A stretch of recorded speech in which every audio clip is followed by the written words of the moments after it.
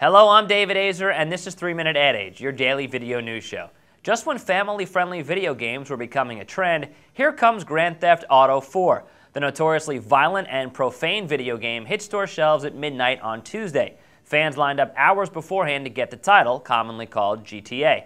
In the game, players assume the role of a criminal. To win, they must successfully work their way through an underworld of organized crime. This fourth version takes place in Liberty City, which is modeled after New York City. One group unlikely to associate with the game? Marketers.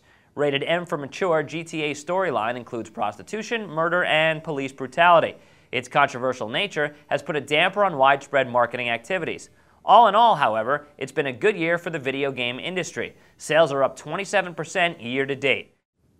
New media and changing reader habits have been undermining the newspaper business for years, but last week was particularly dramatic. The New York Times Company capitulated to a pair of activist shareholders and elected its first outside directors since going public in 1967.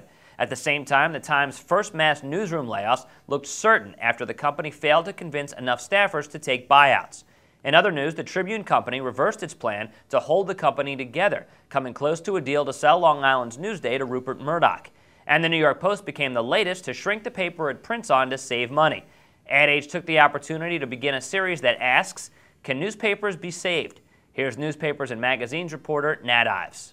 What looks like a certainty at this point is that newspapers are going to have to say goodbye to the fat, double-digit, sometimes 20% plus profit margins that had made them darlings of Wall Street. The businesses will continue to exist. There'll probably be fewer of them with fewer employees.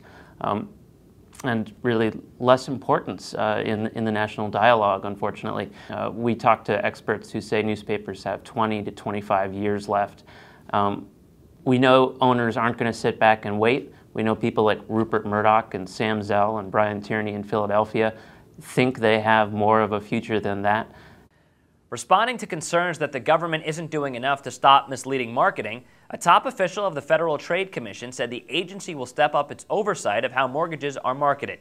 Lydia Parnes, the FTC's director of the Bureau of Consumer Protection, said she and her staff have questioned whether they could have done more in the wake of the subprime mortgage collapse. The FTC doesn't regulate federally chartered banks that make mortgage loans, but it does regulate advertising and marketing by mortgage brokers and companies that advertise aid to borrowers.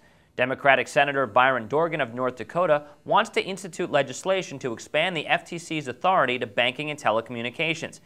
And that's it for this 3-Minute Ad Age. Thanks for being with us. I'm David Azer at Advertising Age in New York.